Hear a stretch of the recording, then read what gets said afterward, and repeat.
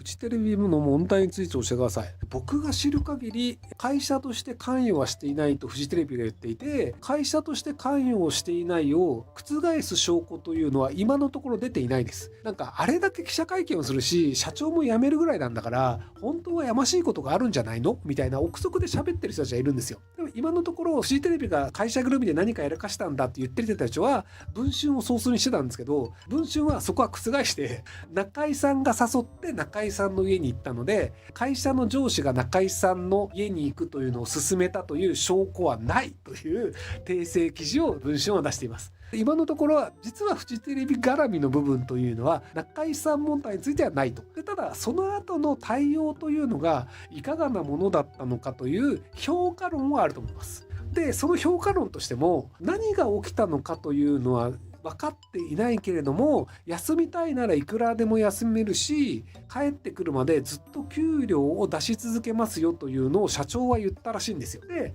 それがあるから何かひどいことがあるのを分かっていて、それをフォローしようとしてるんだろうという攻撃の材料に使ってる人もいるんですけど、もちろん僕は想像なのでこれ間違ってるかもしれないですけど、困ってる人がいて親切にしようとしてその女子社員がお金の問題で困るのもまずいからいくらでも給料出し続けるよ、ずっと休んでていいよっていう、ただ親切なだけだったっていうパターンもあると思うんですよ。このかなりひどいことあったと思うよっていうね、いやいや思うかどうかの話今してなくて、確定した事実は何なのって話で、フジテレビ側のその女子社員に対して出したのが、いくらでも休んでいいし給料も出し続けるっていうのが、やっぱメンタルが病んじゃったのであればそれはかわいそうだからフォローするよっていう優しさなのかもしれないんだけど、これをそこまで譲歩するんだから何かひどいことがあったのを知っていたのだろうみたいな話になっちゃうんですよ。だから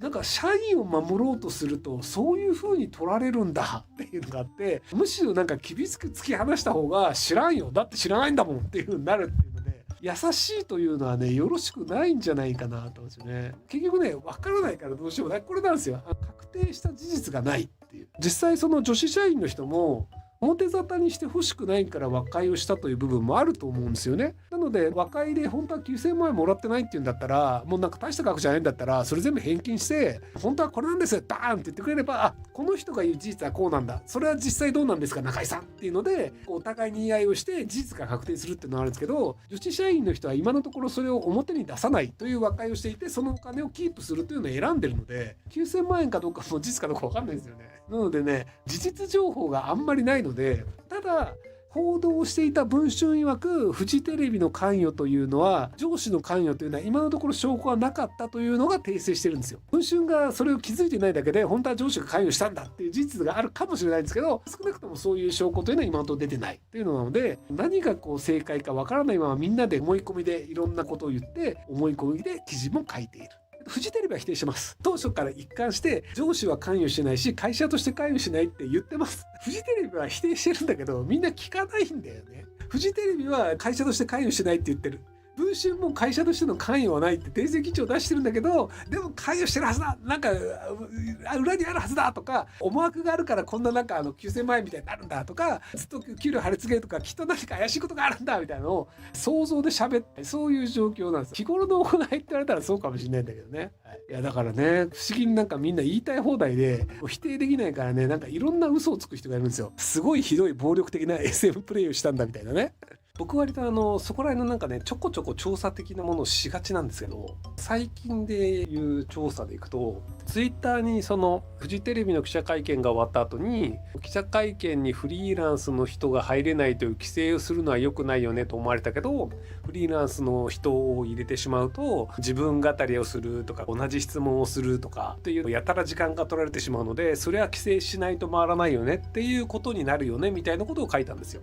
でそれがなんかツイッターの再生数でいくと1000万ぐらいの再生数になってたんですけど、で僕がやった実験というのは、僕フジテレビの記者会見1秒も見てません。10時間32分やってたんですけど、こういう感じなんだろうなと想像と、でネット上のある意見を見て書いたら正解なのかどうかっていう確認をしようとしたんですよ。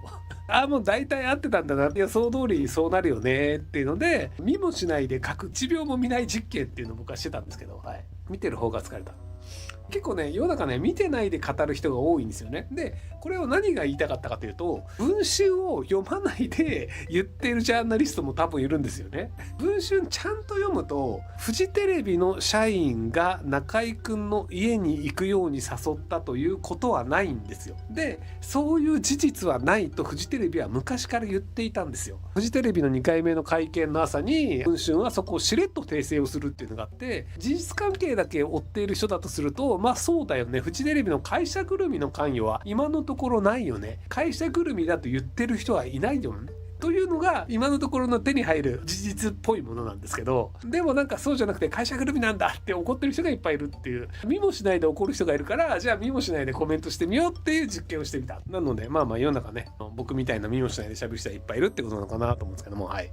フジテレビの記者会見を見て記者を資格制度にして早稲田慶応以上の学歴に制限すべきだと思いますか。学歴があるから正しいわけでもなくて、学歴が高くてもおかしなことをやる人がいると思うので、なので何らかしらの会社に所属しているのであれば、その会社出禁になるぞっていうことになるので、組織の中で割と自浄作用が働くんですよ。もちろんその記者クラブ所属の会社でもおかしな人というのはいるんですけど、割合としては少ないんですよ。でフリーランスの人ってなんで問題が起きやすいのかっていうと、他人と一緒に仕事ができない人がフリーランスのジャーナリストですと名乗った場合に結構それで通っちゃうんですよ。会社員すらできないような人がジャーナリストと言い張って、じゃあああいう記者会見みたいなところで自分の主義主張とか言いまくるとか、爪痕を残して話題になって自分のなんかサイトとかの再生数伸びたらいいよねとか、 YouTube の再生伸びたらいいよねとか、誰も聞いたことがないようなメディアのページビュー伸びたらいいよねっていう、そういう期待をして行動する人というのも出てきちゃうんですよ。協調性ゼロの人で、みんながみんな協調性が必要だとは僕は思わないんですけど、ただやっぱり他の人の質問を聞いて同じ質問をしないぐらいのことはやれないといけないと思うんですよね。でもなんかフリーランス的な人って僕これを聞く、他の人が聞いたとしてもこれを聞くみたいなのがあって、同じことやっとるやんみたいなのになりがち。ちなみに僕これ見てないんで想像で喋ってますけど、きっとそうだったんじゃないの。なのである程度のラインを引くっていうので、何らかしらの報道機関に所属しているとか、もしくは YouTube で100万登録いってる人たちってある程度真っ当なメディアだったりするんですよ。変なことしたら叩かれてファンが減るよねとか、自分たちの YouTube ビジネスが困ったことになるよねっていうのがあるので、登録者数数万とかは迷惑系 YouTuber になるんですよ。目立ったもん勝ちだよね。目立たないと儲かんないから。である程度の登録者数までいくと毎月毎月それなりの額が入るから、やっぱきちんとしたことをするんですよ。おかしなことしないですよね。なので外録さんも参加してるらしいんですけど、外録さんも僕質問知らないんですけど、多分おかしな質問はしてないんじゃないかなと思いますけど、なのである程度守るものがある人というのが参加する条件という形にした方が、結果としては変なことが起きないという形にはなるんじゃないかなと思います。登録者数多いけど迷惑系 YouTuber っていうのもいたりしますけどね。いやでもね、フジテレビ僕文春訴えてもらいたいんですよね。結局 CM 代を請求しないという方向になるらしいじゃないですか。もともと EC に差し替わったとしても、本来はスポンサーって CM 代金払わなきゃいけないんですけど、それを請求しないという方向になりそうで、いやトラブルになるのを避けるという方向でフジテレビは今のところ落ち着きそうなんですけど、今回フジテレビの株主になるって言って YouTuber の人とかみんなでフジテレビの株買ったじゃないですか。で株主提案というのがあって、3万株だか30万株だかなんか一定の割合の株を持つと株主提案というのができて、文春を訴えるっていうのを次回の株主総会の提案で出せるんですよ。でそうすると文春と戦いたくないよね、懐になんか訳甘くていろいろあるから出されたくないよねっていうフジテレビの偉い人たちといたとしても、株主総会で文春を訴えるっていうのが通ると訴えなきゃいけないんですよ。今なんか面白がって YouTube とかでわーとかやってる人たちっていうのが300単元3万株に持ってって6ヶ月そういう必要なのかな。で文春を訴えるという株主提案をちょっとやってくんねえかなと思って期待してるんですけど、お金持ちでフジテレビの株を持ってる方々、文春を訴えるという株主提案でちょっと集まってやってもらえないですか。3万株なんで1万株持ってる人が3人で共同提案という形もできるので、ちょっとそこら辺のグルになってやっていただけると面白いんじゃないかなと思って期待しています。はい、皆さんやってみてください。旅好きの40代助産師です。ひろゆき世界の果てに置いてきた参加するにはどうしたらいいですか。今のところひろゆきを世界の果てに置いてきた出てきた人というのが、ひろゆきという人と東出昌大という人とトシさんと3人か。共通してるのは、名前を聞いただけであの人だよねっていうのと、あと基本的には世間からあの人微妙だよねと思われてるので、スケジュールが空いていること。なので、有名な人気者の場合は、まずスケジュールが空いていません。要は1ヶ月間とかアフリカだか南米とかに飛ばされるわけで、そんなスケジュール空いてるやついねえだろっていうのがあるので、案として出てきたのはフワちゃん。スケジュール空いてそうな。で、最近は中居くんっていうのが出てきたので、僕の中で松本人志さんっていうのはありなんじゃないかと思ってて、フワちゃんと中居くんと松本人志さん、この3人のうちの誰かっていうのは、割と世界の果てに置いておくと、ちょうど、そうか、ジャンポケ斉藤さんはね、知名度微妙なんですよ。一般の人はジャンポケ斉藤さんそんなに知らないんじゃないかな。フワちゃんとか中居くんとか、今名前挙げた中では一番知名度低いのは僕なんですよ。なので多分僕レベルの知名度がないとちょっとキャスティングしづらいよねってことになっちゃうんじゃないかなと思います。はい。若新さんとかもねちょっとね知名度的には厳しいっていうね。だから中居くんはねありだと。そうそう、確かにね、松本中居世界の果てに置いてきたってあったら見るよね。確かにこれは見たいな。だからあの二人が偉そうなこと言っててどうなん実際とか、世界の果てなんとかなんのみたいな、これはね見たい。そういう意味でいくとね、やっぱりちょっとねそういう旅番組面白いと思うんだよな。渡部さんはね子供を保育園に送る係なんですよ。奥さんが働いていて、渡部さんがお子さんの世話をしているっていう家庭なので、海外に置いていけないんですよね。しんすけさんはありかもしれないですね。しんすけさんね、海外行ってもね、結構なんとかなっちゃうタイプなんじゃないかなと思うんですけど。はい。